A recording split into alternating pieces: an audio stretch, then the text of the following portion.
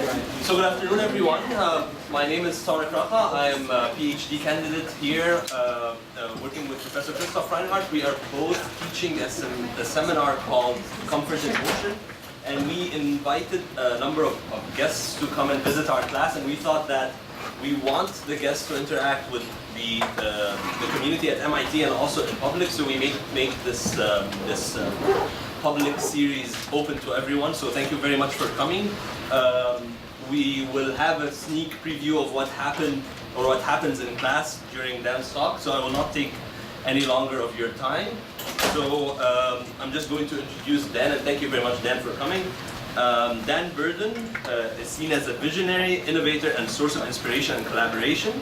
Dan is a nationally recognized authority on walkable, livable, and sustainable communities, complete streets, and bicycle and pedestrian facilities and programs. Dan has become known for his pioneering work and leadership to mentor many in how to transform communities into places for people first, all while still accommodating the car and not the other way around. During the summer of 2014, Dan transitioned to his new role with Blue Zone LLC. In this new role as the Director of Innovation and Inspiration, Dan oversees many additional community-built environment transitions, making dozens and eventually hundreds of communities healthier, more active places to live. Dan's effort to get the world back on its feet earned him 2 of the first ever awarded Lifetime Achievement Awards. The first was issued by the Association of Pedestrian and Bicycle Professionals. The second was issued by the New Partners for Smart Growth. The League of American Bicyclists named Dan as one of the 25 most significant leaders in bicycling for the past 100 years. In a peer-driven process, Planetizer magazine ranks Dan as one of the 100 most significant urban thinkers of all time. Dan and his wife Liz co-founded Walkable Communities in 1996. Since then, he has helped more than 3,500 communities throughout the world become more livable and walkable. Thank you very much, Dan, for coming, and please help me welcome. And I will talk a little bit about our walk today and the class. So it's a great honor for me to be here.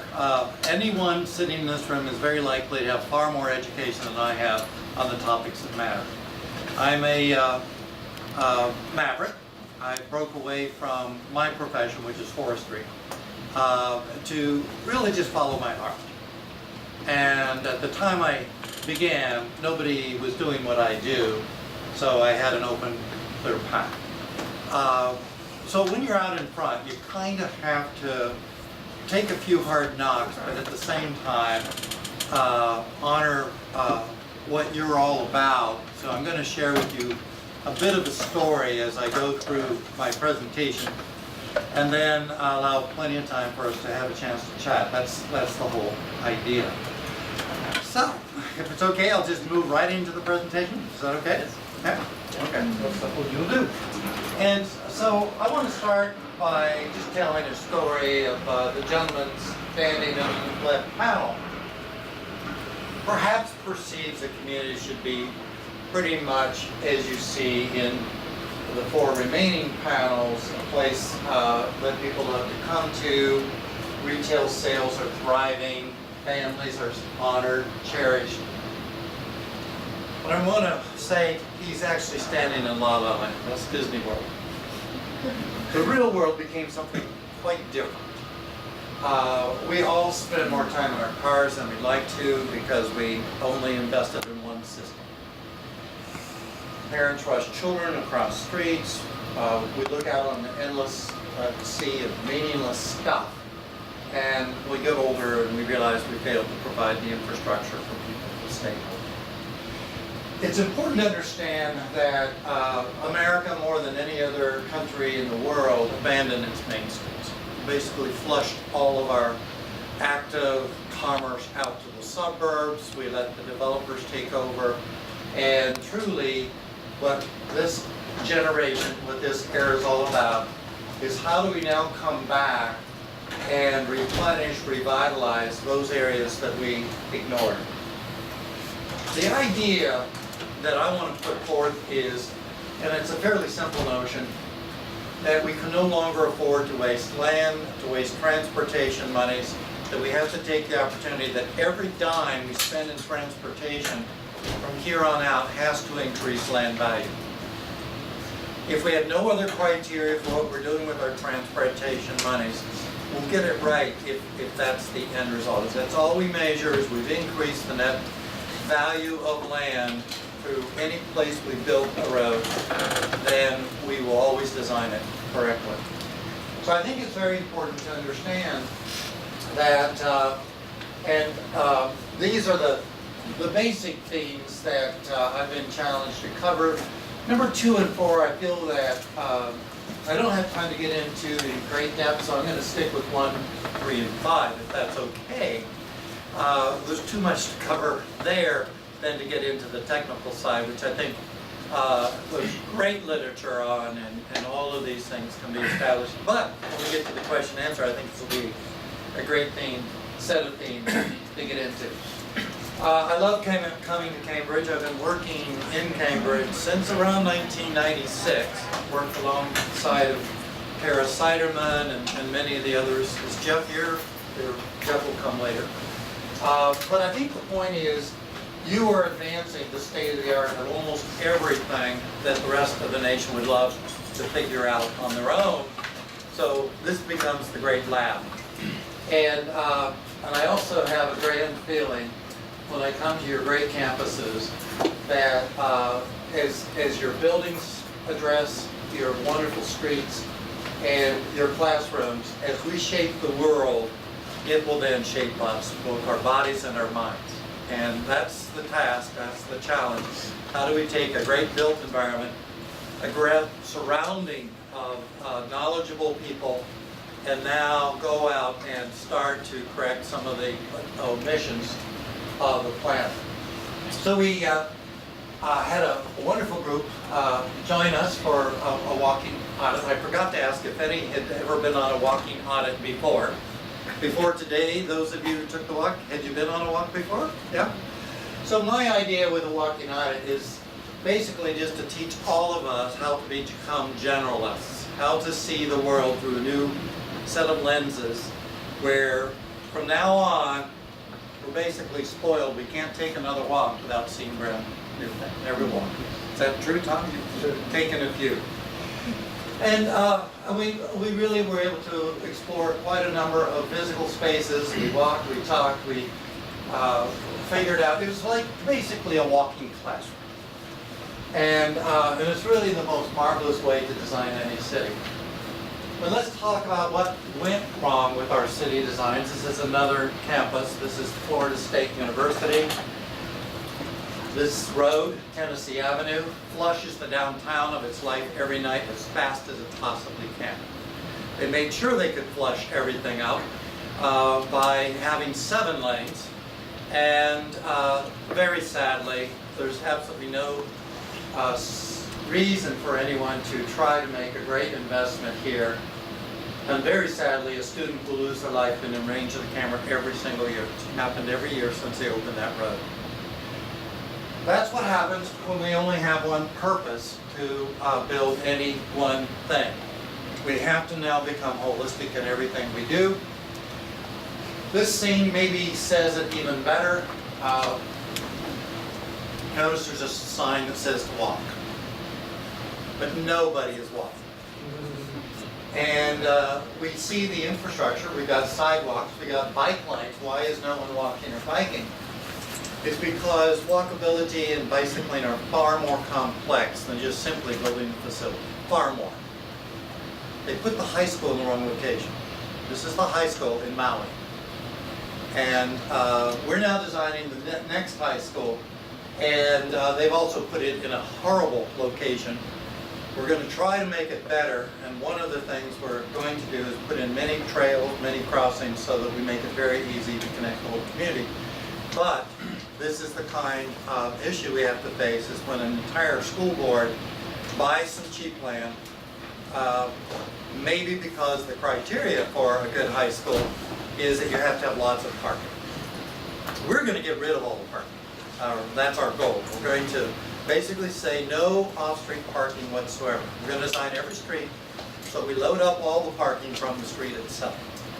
Save a lot on drainage, make it more sustainable and so on. Those cities that have worked the longest and the hardest, Madison, Wisconsin, you see here, this becomes a very naturally occurring scene. where walking, biking, using transit are highly supported and very efficient modes of getting around. One of my great friends, an engineer, Ian Lockwood, and for 5 years we sat next to one another at Gladding Jackson, a design firm. Ian, trying to get across the notion of how things work, came up with this cartoon. And so can everyone here pretend you're in the 1400s? Everybody do that? Is this a correct view of our solar system? It's the 1400s.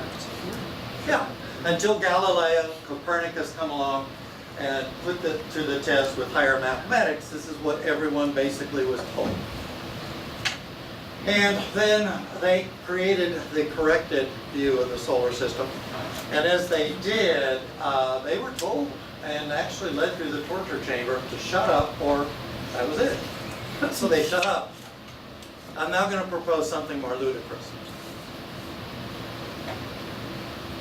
What if this isn't true? What if indeed our entire economy, sustainability, the health, everything that matters does not focus around the car, but instead around people?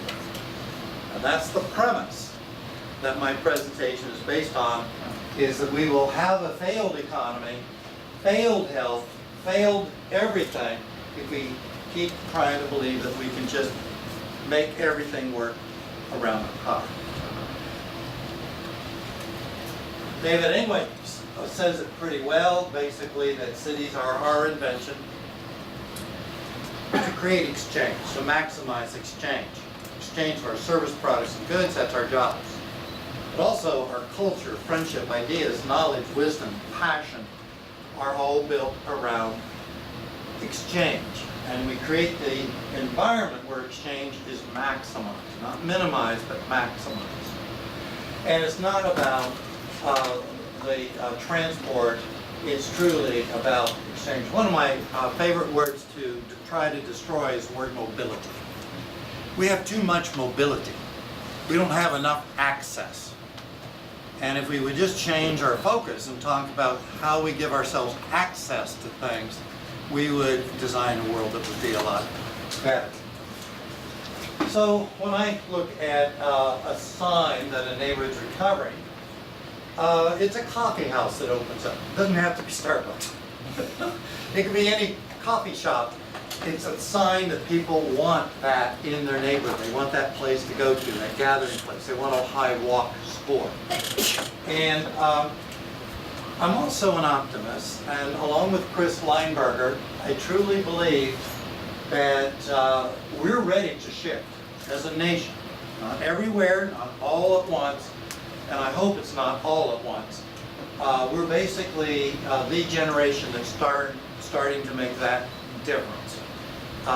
And for that reason, I think all of you who are about to be released upon the planet are in a pretty good position, because more and more there's a big quest for that. I'll tell a real quick story. When I started as the first bicycle coordinator in Florida DOT, 6,000 or so employees, one day a good friend of mine came down the hall and said, "Dan, about 85% of the people in this building don't believe you belong here."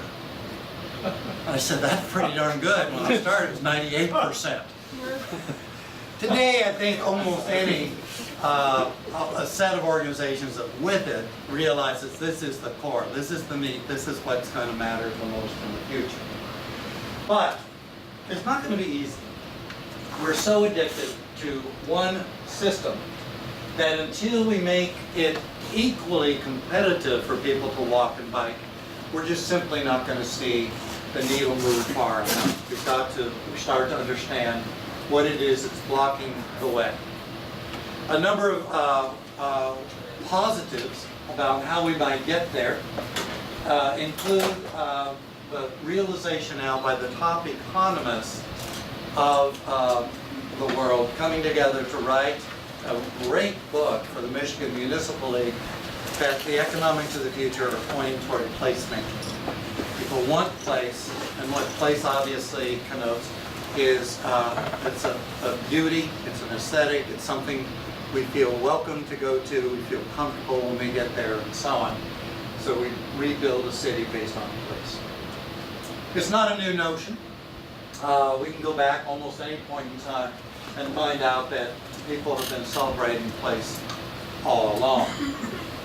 I think it's also important to point out that when something starts to decline, it's not just a loss, it's a grave loss. So recapturing some point, some location inside any neighborhood that people can now embrace and hold on to their hopes is really the way that we start to recover an entire series of blocks or area of a community, to show that people love that part of the community and they're willing to work together to make it whole and complete. I want to talk a little bit about walking itself. This is my grandson Jack. About a week before he could walk unaided. Today Jack is 7 and he bicycles to school 2 miles each way. To me, that's a sign of progress, that you can take your own grandson and with the right offspring, give your child, grandchild in this case, that opportunity to be free and independent, be able to go places and so on. But if we're to do that, then it all is going to rest around how we respect and treat streets. Streets are our open space, they are our outdoor living rooms, they are what make our neighborhood habitable, that give us the qualities, the livability that give us the lives that we deserve and want to hold on to. And if we're to have these things, then what I am looking for is positive signs. That people are spending the time, they're lingering, the longer they linger the better, that we're beginning to realize how precious this open space and land is. We reclaim it, we get it back, we put it to use. It also is an indication that we are coming back to our senses, that we're not trying to keep one thing moving and denying movement to all other things and other opportunities. So I even say we've changed the language in our country. This happens to be Victoria, it's British Columbia. All these people are doing exactly the same thing. What are they all doing in unison? Being stationary. Use American language. What are these people doing? Having fun. Having fun. They're loitering. In our country, we don't use the word linger. We need to get that word back and to celebrate how long people spend in a place. I don't think they have such a term in Europe, do they? Anyone who's spent time in Europe, do any people use the word loiter? They shouldn't. It's something of quality. Now, a very important essence about what we're going to talk about this evening is pattern. If we get the pattern right, we can save any city. This happens to be Fort Pierce, Florida. I'll circle one building so you can pick that out. Circa a long, long time ago.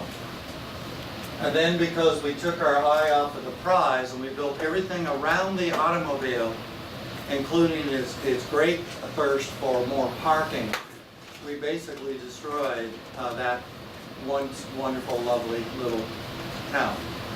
The really good news is about 1990, people came together and realized what they had lost.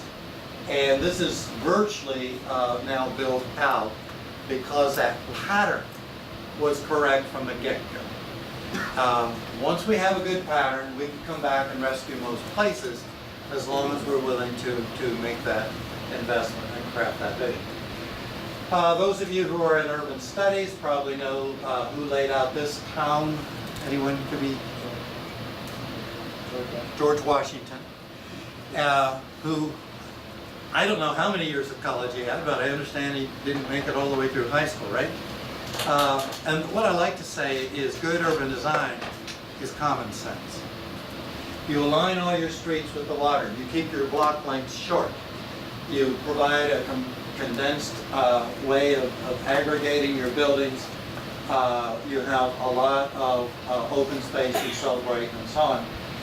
And then we go to the first development in America, I'm told, is Beacon Hill. The very first actual development.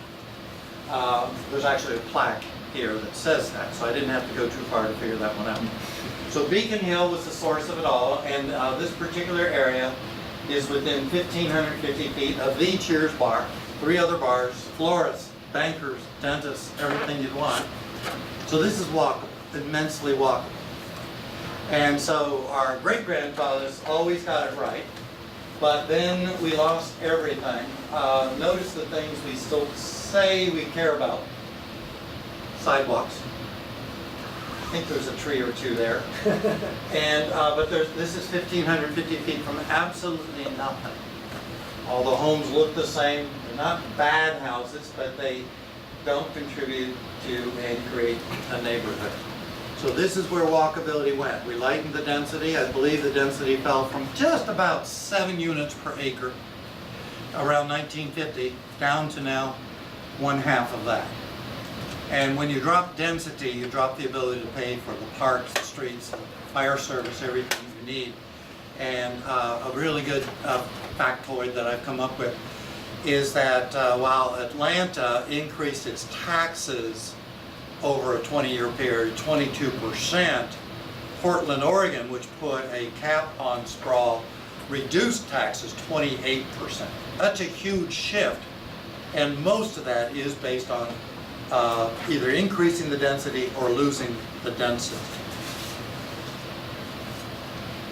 Street connectivity is a huge part of whether people will walk or bike. Sorry about the fuzziness of the actual illustrations. Essentially what we're saying is if you disconnect your street network, people can't walk. They're forced out to a big road to go to where they want to go, then in this case come back in. But if you have a connected street system, walking becomes the easiest thing you can do to get from point A to point B. It's all about that pattern or that design. I was still in high school when Jane Jacobs wrote The Death and Life of Great American Cities. It was incredibly prophetic. It helped us understand where we were heading, and I suspect that's required reading in every urban design class. Is that correct? Yeah. I keep going back to Jane Jacobs because the wisdom, the knowledge that she had as a non-planner, as just a great writer. I think she had some great journalistic background, but she had insight that she could put together the concepts that we now must follow if we're to go forward.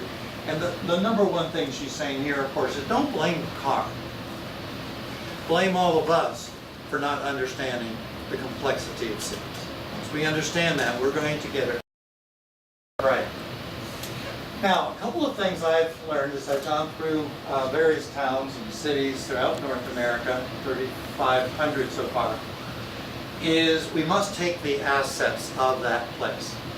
So Golden, Colorado, Clear Creek, which creates Coors Beer, they basically spent about $750,000 to move some boulders around, and now every year they pull in an extra $2 or $3 million in tourist dollars, building their hotels, their restaurants, everything, because they understood what they were all about and were able to do that. A small college town in New Hampshire, the same thing.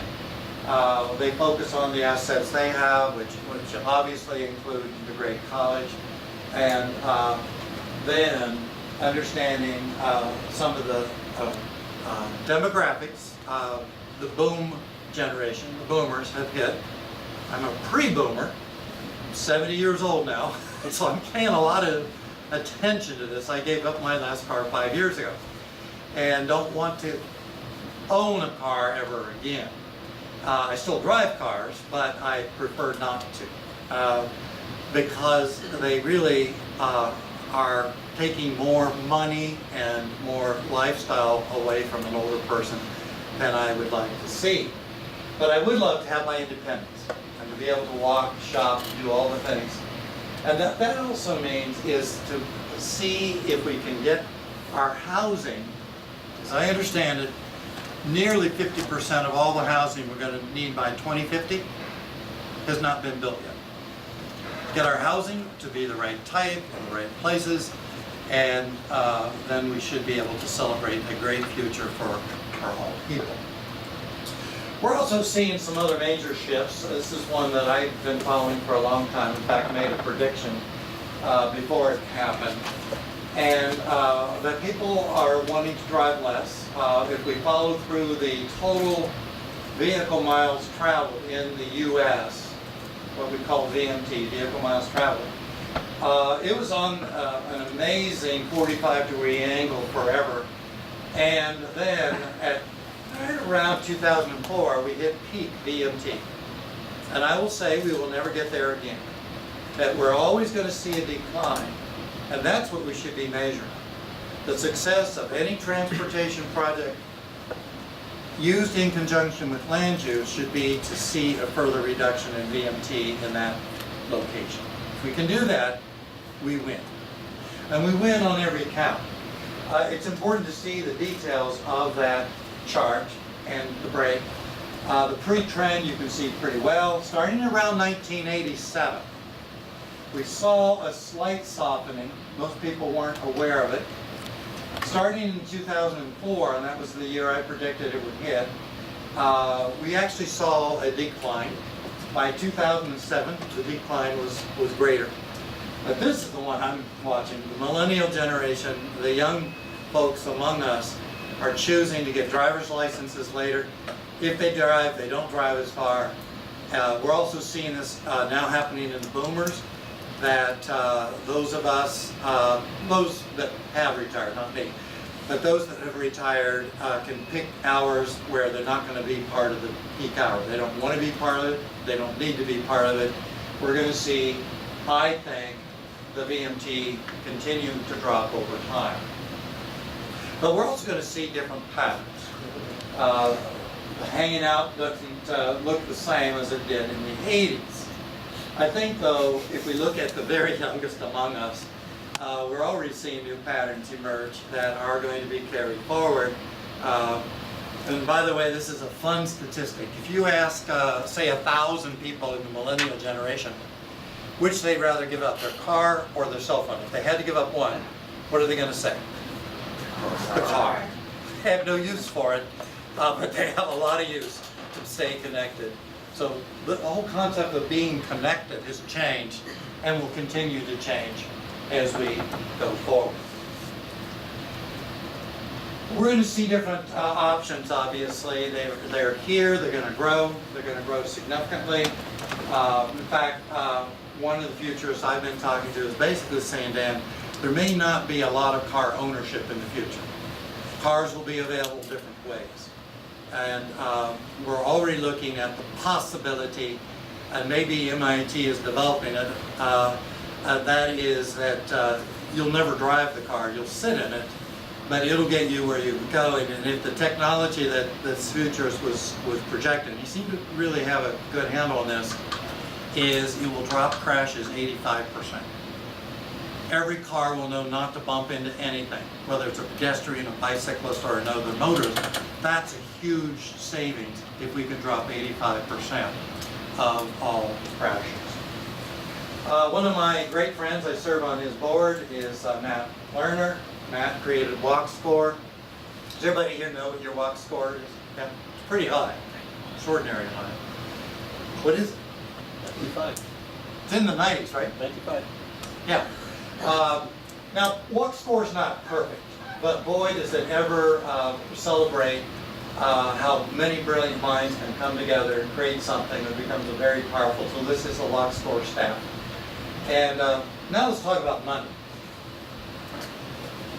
If anything is to work, it's got to pencil out. So if, let's just say, and you've probably already done this multiple times over in Cambridge, if you had a city that could get rid of 15,000 cars, that is a second car or even a base car is no longer owned by every family, and you have those 15,000 cars go away, $127 million would stay right in the community to be spent and recycled over and over and over. That is a vast amount of money. So you think about it, high car ownership or high car dependency is sending lots of money overseas or to corporations in many other places.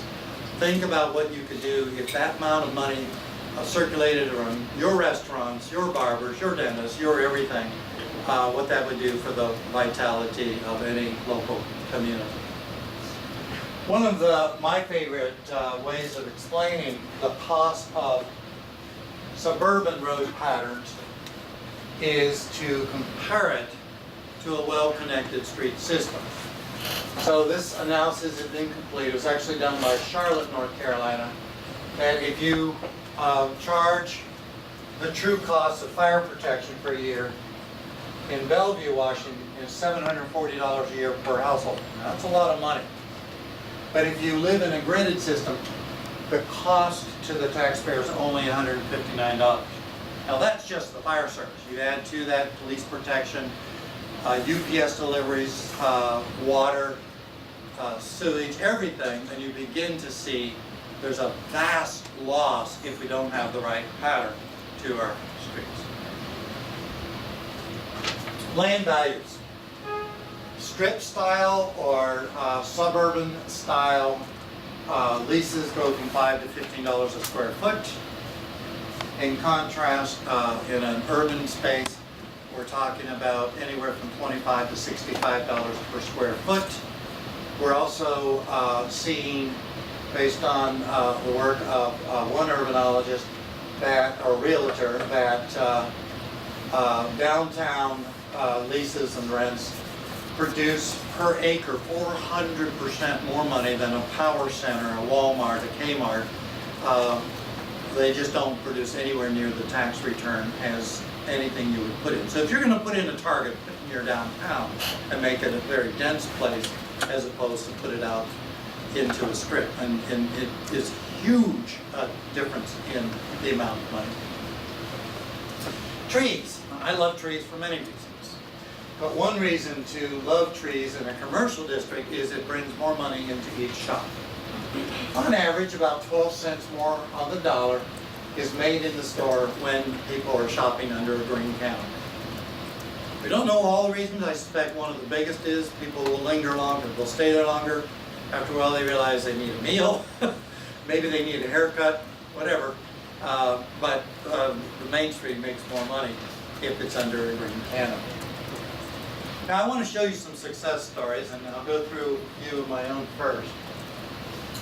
I was invited into this town when I was the pedestrian bicycle coordinator for Florida. They had a high-def toll on this road. It's a beach road, Bradenton Beach.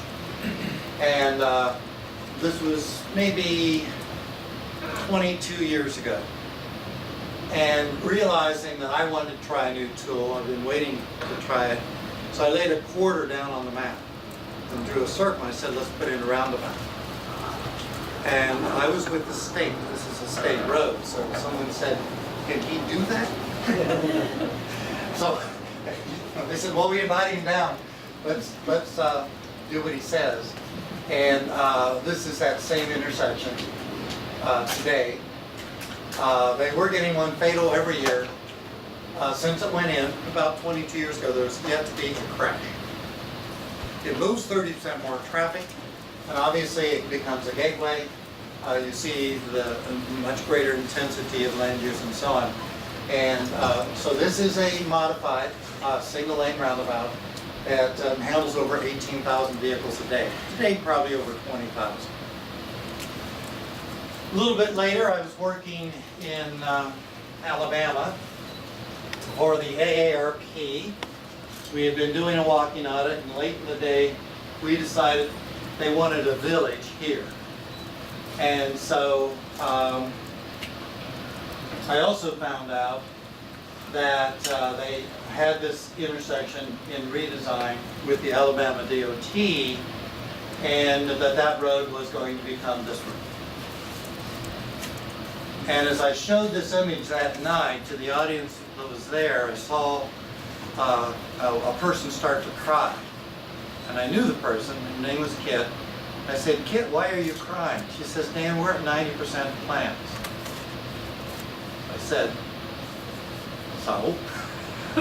She asked, can we change it? I said, I give you permission.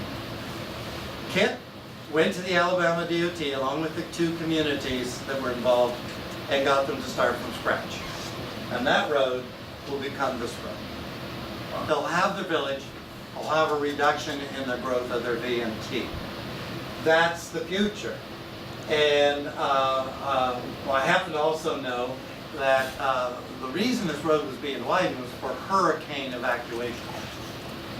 So I took another opportunity. I knew they had a 12 square mile nature preserve that you will never have a road go through. This is a recharge area for the aquifers. And so I said, well, you know, you could put in a bike trail.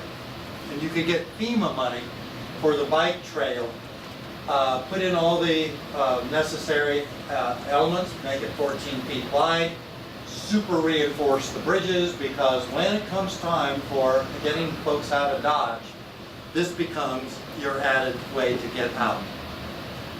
My point is we can no longer afford to spend money for a single purpose. We have to spend money for multiple purposes, and there are many agencies that are now recognizing that. So we could use FEMA money to build a bike trail that during that every 20 years or however long it takes, when that hurricane hits, get people out of space. There are a couple of terms I've come to use, and I know the whole concept of this class is to create comfort. I'm going to put in order those things I think are important if we're going to get people either to walk or to bicycle. Number one always has been, always will be security. If you don't feel secure, you will not go there no matter what. Then comes convenience, efficiency, comfort, and welcome. These are the other things that I try when I discuss design with people, try to get everyone to consider. And by doing these things, you can also use similar words. I believe it's Jeff Speck that uses these terms. But I think the important thing is all of the things we need to do to get an area to come alive are very similar in nature. So now let's go visit a few more places. This is an alley in Victoria, British Columbia. And so I took this picture maybe 15 years ago, went back a few years later, and this is what the alley had become. You take an area that is rich, a great promise for the future, and then touch it up. And by the way, they make immense amounts of money in the stores that now face in on the alleys. So that was one of their hidden assets. Many of you, I suspect, have seen this set of images. I like to use them along with a few of my own, but the point being that we now must transform a lot of the strips in the suburban sections and turn them into something that is urban in form and a place where we can live and shop and be entertained and so on. And again, think of the rise in the value of properties. And if it doesn't make all the sense in the world from the air, it certainly does once we get down to the ground and see the distinction between the two. How do we get there? A lot of things I want to talk about implementation, but we'll do them in stages. One of my favorite towns to follow, which also turns out to be the happiest town in America, San Luis Obispo. People came together and constructed their ideas, their thoughts, and mapped out the entire downtown. So I believe it was about 15 or 18 years ago. Today, absolutely everything on that map has been built. Once they had the vision, they knew then how to go out and find the investors, the developers, create the right streets to welcome buildings. Look again at the great street connectivity, very low speeds through this street, and just profound the success of downtown San Luis Obispo. But let's talk about happiness. Notice the GNP, which is in green, and then we refer to happiness as life satisfaction. Does everybody see basically it's flatlined ever since the Depression? But there was a blip of happiness. Notice it happened in the 60s. Now, we don't know why. No, we do know. I have my theories, but this is what the 60s looked like. This is Bryant Park, and it was not a place that respectable people went to. This is Bryant Park today. All they really did is changed a few things around in the park and made it a place people felt safe. And as people repopulated the park, it became the great front porch for America. It really did. We can do that in many, many locations, and we must. Another road I got to work on is a portion of State Highway 99. It goes all the way from Mexico to Canada. This particular town, people speed through town. They don't stop and shop and spend money. So we're talking about putting in a tool that will handle every size vehicle that they need, and then create a gateway into their town. Our goal is to get 4 roundabouts, take out all the traffic signals. So let's talk about gateways. I love this one. This is one we put in the Panhandle, Florida, area known as Watercolor. And we need to get the traffic speed from 55 down to about 20. And we do it through a gateway. And I'm in love with gateways. They're different styles that we use. This one's very effective. We use an example of Brattleboro, Vermont. In this case, make up a story here. You're going camping, you forgot your toothbrush, you pull off the freeway, go into the Walgreens, get a toothbrush. What's the next thing you're going to do? Get back in your car and head to the campground. But what if that road was transformed into something like this? Now your next request is to get to downtown Brattleboro, see if it's as good as it's getting. Am I right? And you'll spend lots of money just because it's such a beautiful place. Working in Hot Springs, Arkansas, another project we have, standing on the roof of a horse track, also casino. They have to hire 40 police officers to discharge the traffic every day during all of the race season. 40 police officers. And it still takes 6 hours to get rid of all the traffic. So we're proposing that they make this transition. They'll move more traffic, they'll move it better, more efficiently. They won't need a single police officer. And now people will want to stay. And now not everybody will want to get in their car at the same time, and you get a better distribution of traffic. So building place becomes a very important key to the financial success of the community. Chincoteague, where the real ponies are, and in this case, same basic thought, right? You've gone, you've seen the ponies, and you know it's 2 hours to get to anywhere outside of Chincoteague. So you just make that drive. But what if Chincoteague looked like this? And what we're saying is, you fix the road, you set the stage, you get the investors now, and you totally transform the economy of the small town. Another little town, a little marina town in the eastern shore of Virginia. And again, we use different tools for different purposes. Another location is back to Hot Springs, but one of the neighborhoods. And I think you can see, we take buildings that exist, others that can be infilled, and now create a wonderful attachment to the actual downtown that leads into the neighborhoods. A small industrial area in a little town called Exeter. And again, I think you can see how by transforming that intersection, we start to enliven and enrich a place, a much better place to work, a much better neighborhood to embrace. I want to say Douglas, Michigan. I could be wrong on the actual town, or it's near Douglas. Again, notice the gateway. And in this case, we interrupt the ugly concrete. If we didn't have that island there, or the side islands, this is not an impressive view. But with this here, we really draw people in, and now they want to shop and so on. Anna Marie Island. and something Tom and I are working on now, is the idea that you get rid of the center line. The center line send the wrong message to the motorists that they own this road, they can go as fast as they darn well please. We take out the center line in order to create confusion. Where is the center of the road? But we put in two broad bands. We put them 18 feet apart. That's wide enough for two vehicles to flow. If that slows down the traffic, great. No other investment is needed, but if it doesn't slow down enough, then we can do a dome mini circle.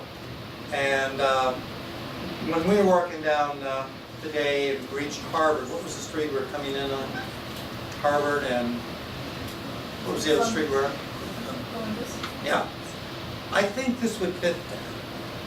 Take out that silly signal and put in something that people are just going to drive slow and they're going to yield to pedestrian. And there are plenty of places in Cambridge that would work for that. And again, I don't want to overdo the photomorphs, but the point is, when I present these to the community, there's this incredible gasp of, oh, we can beat this. And then they start to work on it once they see it. You could also do a mini roundabout in some locations. This one was a project in Manitou Springs, Colorado. I think you can see we fit their aesthetic, the nature of their buildings. And again, let's talk through the importance of how the street shapes our feeling about the physical space. We're now working in Norman, Oklahoma, University of Oklahoma. They have a horrible gateway coming in, and our quest is to transform it over time into something that would dignify the university and really, truly make it to where the alum want to give money to the university as opposed to turn around and head right back out of town. And I think all these things are within our reach. Another scene, in this case, Norman also. Now some actual project, built project. Yes, sir? I noticed you don't seem to have many physically protected bike lanes, do you? They're new, and I do have 2 or 3 photomorphs with them. We're promoting them, but they're still pretty new in our country. Yeah. Yeah. But we do recommend them. The road you see above, La Jolla Boulevard in San Diego, we were asked to come in and see if we could turn this into a much more friendly place for businesses, for people walking, biking. These are actual photos. This is not a photomorph. We went from 5 lanes down to 2. 5 lanes down to 2. 5 lanes down to 2. We took out 5 sets of traffic signals. Put in 5 roundabouts. And in this case, increased retail sales over 30%. The first year, new businesses came in. Bicycling went up 20-fold, walking 20-fold.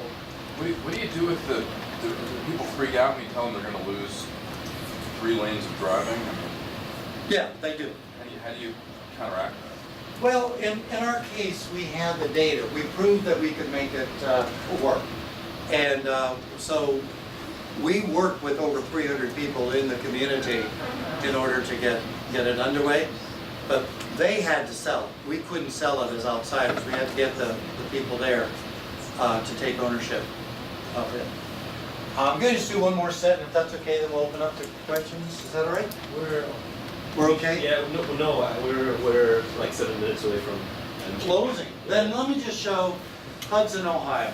Hudson, Ohio, a wonderful historic town sits halfway between Akron and Cleveland.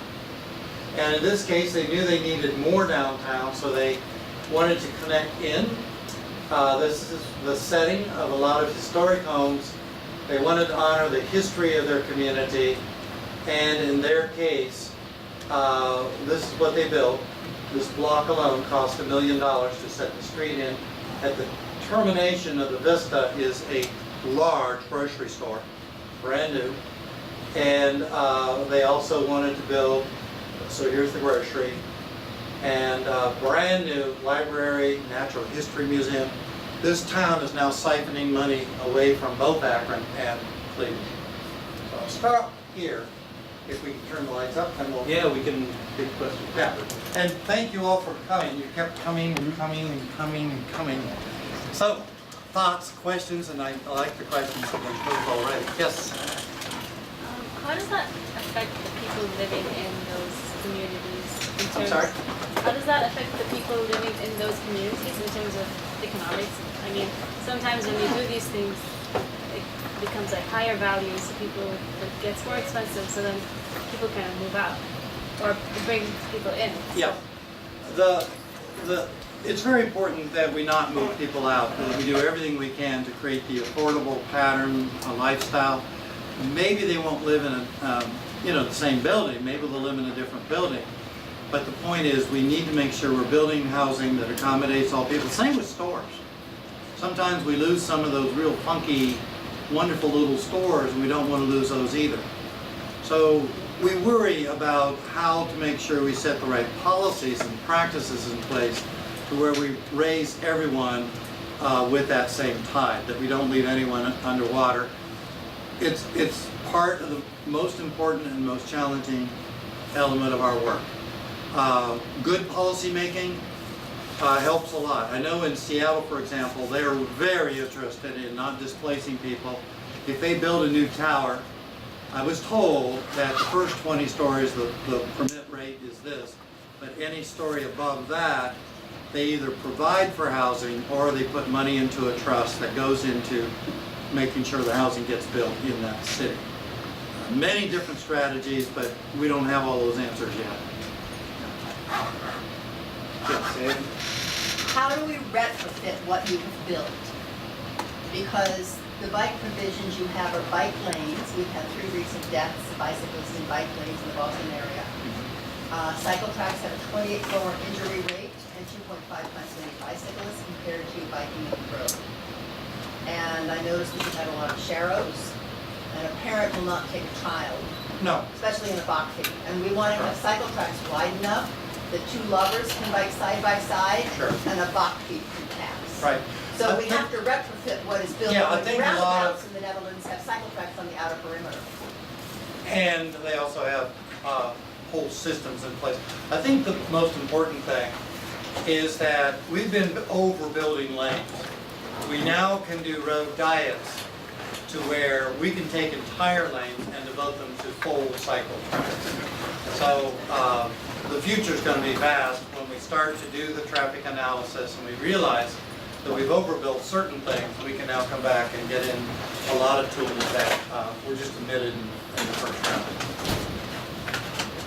Let's end the official discussion now Okay. so that people can head out. So Other just classes. so you're hanging around, right? Yeah. So yeah, if someone has any question, we can come up to Dan. But thank you very much. Just put down in your calendars the next event is on November 3rd. It's called "A Street is a Terrible Thing to Waste" with John Massengale. And thank you very much for coming. And please help me thank Dan for